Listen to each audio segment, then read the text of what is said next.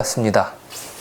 오늘 말씀은 시편 말씀을 우리가 다시 보게 됩니다. 왕의 결혼식의 장면이 나오고 있습니다. 여기서 묘사되는 왕은 너무나 아름답습니다. 시인은 이 왕을 위하여 좋은 말로 시를 지어 그것을 노래하는데 그 혀가 서기관의 붓과도 같다고 합니다.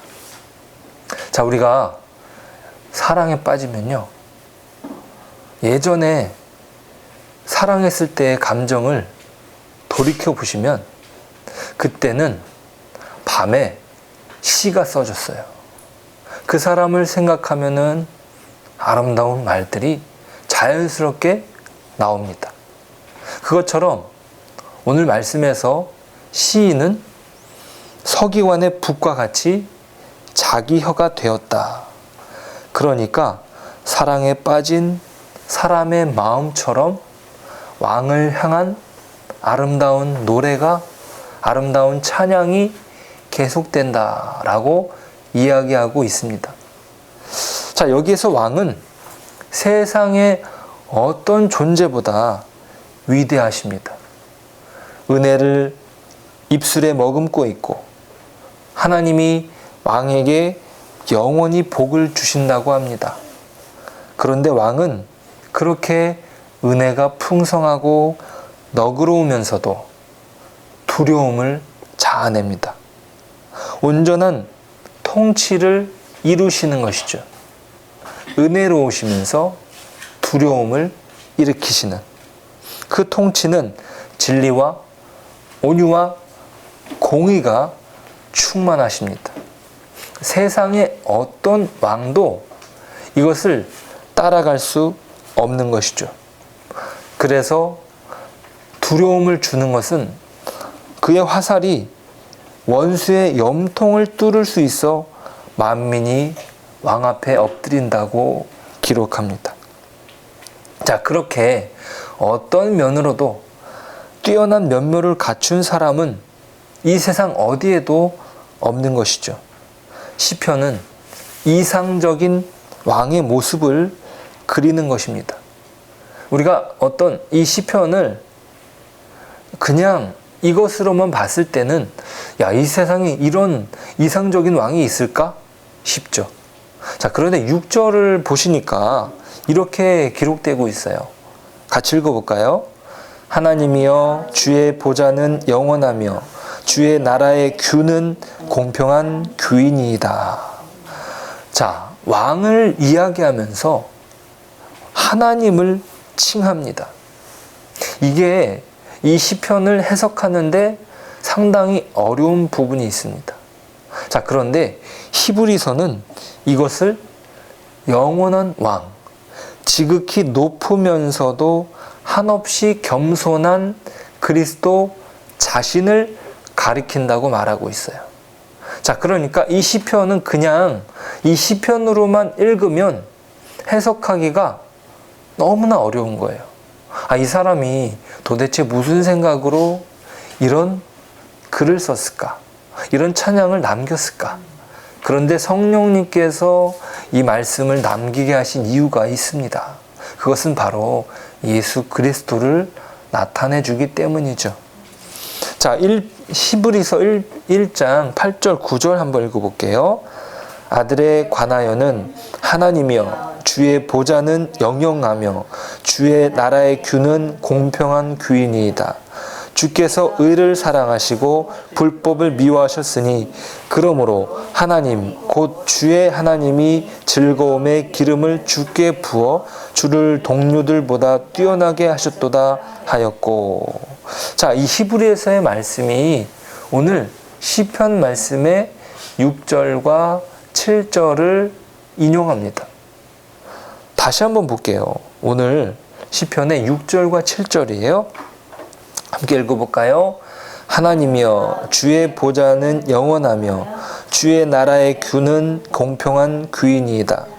왕은 정의를 사랑하고 악을 미워하시니 그러므로 하나님 곧 왕의 하나님이 즐거움의 기름을 왕에게 부어 왕의 동료보다 뛰어나게 하셨나이다. 아멘. 자, 우리 그리스도께서 우리의 완벽한 왕이십니다. 그 입술에 은혜를 머금고 있고 그 은혜는 우리에게 차고도 넘치는 것이죠. 자, 그런데 그 은혜는 모든 것을 다 허용하시지만 그 은혜 안에는 완전한 공의가 있습니다. 자, 그러니까 이 땅의 왕으로는 그 어떤 것으로도 설명되기가 어려운 것이죠. 은혜로우면서 공의로움.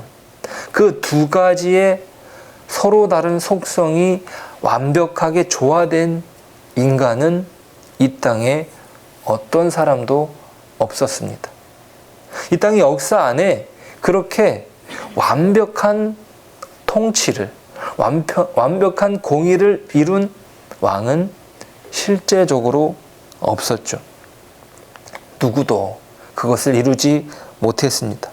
하지만 누구와도 비교할 수 없는 그리스도를 이렇게 성령님께서 기록하게 하신 것입니다. 자, 7절에서는요, 예수님의 승천하시는 모습을 엿볼 수 있다고 합니다. 주님께서는 우리를 구원하시기 위해서 십자가에 돌아가시고 다시 부활하셔서 제자들에게 나타나셨다가 하늘로 올라가셨죠. 그리고 다시 돌아오시겠다고 약속하셨습니다. 지금 우리 주님께서는 아버지 보좌 우편에 앉아 계시며 모든 만물을 다스리고 계십니다. 자, 에베소서 1장 20절을 한번 볼게요. 에베소서 1장 20절 같이 읽겠습니다. 그의 능력이 그리스도 안에서 역사하사 죽은 자들 가운데서 다시 살리시고 하늘에서 자기의 오른편에 앉히사 모든 통치와 권세와 능력과 주권과 이 세상뿐 아니라 오는 세상에 일컫는 모든 이름 위에 뛰어나게 하시고 또 만물을 그의 발 아래에 복종하게 하시고 그를 만물 위의 교회의 머리로 삼으셨느니라. 이렇게 기록하지 않습니까? 우리는 이렇게 아름답고 영광스러운 신랑의 모습에 놀라고 감격할 수밖에 없습니다. 정말 놀라운 사실은 우리가 바로 우리 주님의 신부라는 사실이죠. 그 사실을 바탕으로 우리는 이 땅에서 하나님의 신자로 살아갑니다. 따라해 보실까요? 우리는 하나님의 예수님의 신부입니다. 그것이 바로 우리가 이 땅에 살아가는 이유입니다. 주님의 신부된 자로서 우리가 단장하고 신랑 되신 주님을 기다리는 것이에요. 그 당시 이스라엘 사람들이 가지고 있었던 결혼 풍습이 그랬습니다. 약혼을 하고 또 신랑이 신부의 집으로 가서 그 신부를 데리고 신랑의 집으로 다시 가서 거기서 잔치가 열리는 거예요. 그 잔치는 1주 내지 2주 동안 열린다고 합니다. 그런데 그 잔치에서 기쁨의 포도주가 떨어지게 되면 그것은 완전히 신뢰 중에 신뢰였어요. 그래서 예수님이 그 결혼식에서 포도주를 물이 포도주가 되게 하는 그 역사가 성경에 기록되지 않습니까? 자, 그러니까 우리가 언제 오실지 모르는 신랑, 그죠? 그것도 성경에서 기록이 되고 있죠. 그 신랑을 기다리며 준비하는 신자의 복된 삶을 사시길 축복합니다. 자, 오늘 시편에서 신부는 왕 앞으로 나아갑니다. 자, 그러니까 신랑이 신부를 데리고 와서 다시 신랑의 집으로 가는 거죠. 그러니까 이 신부는 왕 앞으로 나아가는 거예요. 그것이 바로 10절부터 15절까지의 기록이에요. 예수님께서 왕이시고 우리는 신부입니다. 왕은 신부에게 완전히 빠졌습니다. 푹 빠졌어요. 11절을 한번 보실까요? 11절 그리하면 왕이 내 아름다움을 사모하실지라 그는 내 주인이시니 너는 그를 경배할지어다. 아멘. 자, 왕이 신부의 아름다움을 사모할 것이라 합니다. 이것은 신부된 우리가 어떤 이쁜 구석이 있어서 그런 것이 아니라 그리스도께서 은혜를 베풀어 주셔서 우리를 사랑스럽게 만드셨기 때문이에요. 에베소서 5장을 보실까요? 에베소서 5장 25절부터 27절이에요. 같이 한번 읽어보겠습니다. 남편들아 아내 사랑하기를 그리스도께서 교회를 사랑하시고 그 교회를 위하여 자신을 주심같이 하라. 이는 곧 물로 씻어 말씀으로 깨끗하게 하사 거룩하게 하시고 자기 앞에 영광스러운 교회로 세우사 티나 주름 잡힌 것이나 이런 것들이 없이 거룩하고 흠이 없게 하려 하심이라. 아멘. 자, 그리스도께서는 교회를 사랑하시는데 그 이유는 그리스도께서 자신을 교회를 위하여 주셨기 때문이죠. 그리고 교회를 깨끗하게 하시기 위해서 십자가에 보혈의 피를 흘리셨습니다. 그리고 거룩하게 하셨기에 그리스도께서는 교회를 사랑하신 것입니다. 자, 그러니까 그분의 사랑이 교회를 사랑받을 만하게 하셨다.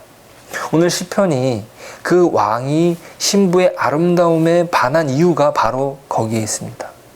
그 거룩한 왕이 그 신부를 거룩하게 했기 때문이에요. 그분의 사랑과 헌신이 십자가로 나타나지 않았다면 우리는 깨끗하게 되었을까요? 우리의 죄는 그분의 십자가의 은혜가 아니고서는 깨끗하게 될 수 없었던 것이죠. 자, 우리가 그것을 기억하고 오늘 하루 그리스도의 거룩한 신부로 세워지는 것입니다. 그 은혜가 오늘 하루 가운데 충만히 있게 되기를 주님의 이름으로 축복합니다. 기도하겠습니다. 하나님 감사합니다. 주님께서 우리를 사랑스러운 신부로 여기시고 죽기까지 사랑하신 은혜에 감사드립니다. 우리의 혀가 서기관의 붓과 같이 주님을 찬양하길 원합니다. 그렇게 놀라운 사랑을 베풀어 주신 주님을 찬양합니다. 하지만 우리의 삶이 그렇게 놀라운 사랑을 받고 있지 않은 사람처럼 살아가고 있음을 고백합니다. 주님, 신랑 되신 주님의 사랑 안에서 우리의 오늘이 그 사랑으로 회복되게 하여 주옵소서. 신랑 되시는 주님께 우리의 오늘을 충성되게 하옵소서. 예수님의 이름으로 기도드립니다. 아멘.